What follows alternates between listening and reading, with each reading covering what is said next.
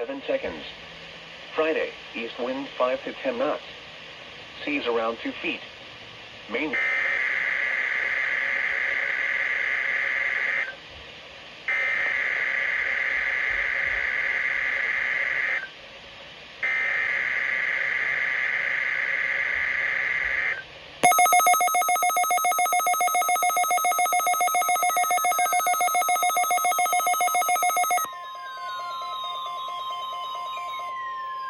This has been a test of the NOAA All Hazards Weather Radio Alarm System.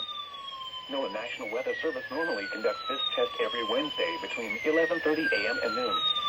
If there is a threat of severe weather, the test will be postponed until the next fair weather day.